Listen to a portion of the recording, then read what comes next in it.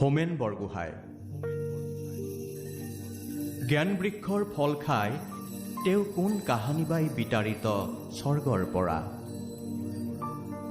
ক'ৰ পৰা জানো তেওঁ উঠি আহিছিল? দস্তয়ভস্কিৰ উপন্যাসৰ পাতৰ পৰা।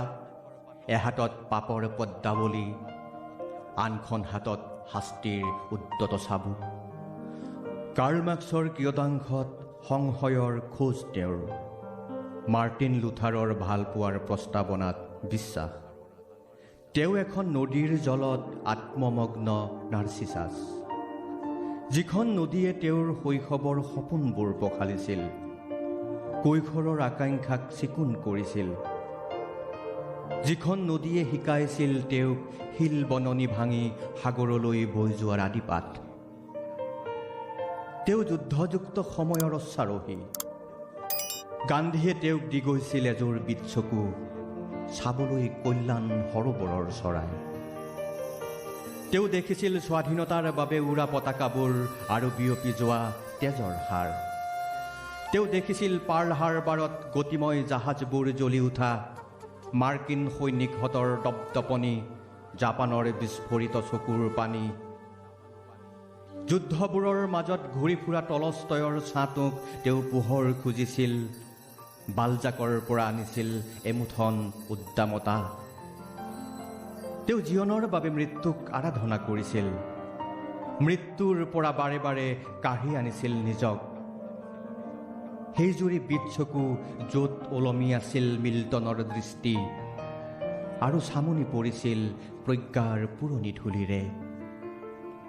সেইজুৰি বিৎচকুৰে তেওঁ খান্দে তেওঁৰ আত্মাৰ আন্ধাৰ, আৰু ছটিয়াই দিয়ে ৰ'দ আৰু জোনাকৰ উজ্জ্বল ঢৌ, যি ঢৌৰে মানুহৰ শোভাযাত্ৰা ভৱিষ্যমুখী। মাজে মাজে তেওঁ জাঁ পলক কৈছিল এজাক ধুমুহা আৰু বৰ্ষা পূৰ্ব ৰামধেনুৰ কথা।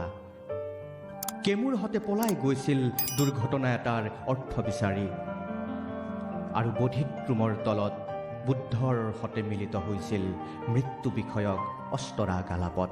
এজনী বেশ্যাৰ অশ্লীল ভ্ৰুকুটিৰ পাৰে পাৰে ঘূৰি তেওঁ বিষাদমগ্ন হৈ উঠিছিল জৰা ব্যাধি মৰণৰ আছিল তিনিটা কেঁকুৰিৰ। তেওঁ কি অথবা নহয় কি? তেওঁ বিজেতা নে পৰাজিত?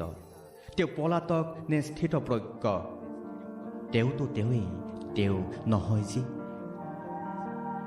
৭০ৰ দশকৰ চিঞৰবোৰ তেওঁ সামৰিছিল চিয়াহীত। ৮৩ৰ শবোৰক যতনেৰে শুৱাই থৈছিল তেওঁৰ হেতেলিত। ৯০ৰ চৰাই পুঙত তেওঁ তমসা আৰু গাজনিক তল পেলাই নিনাদিত হৈ উঠিছিল, যি চাৰিকৰীয়া পাৰৰ সেউজীয়াবোৰ ভৰাই লৈছিল তেওঁ চিয়াহী পৰিৱৰ্ত জীৱনবোধৰ কলমত। তাৰে নিগৰা তেওঁৰ চকুপানী কোনে দেখিলে? জ্ঞানে স্বৰ্গচ্যুত কৰা প্ৰাচীন তৰুণজনে নৰকত ফুলনি পাতিছে, সুগন্ধিময় কৰিবলৈ পাপা আক্ৰান্ত আমাৰ জীৱন।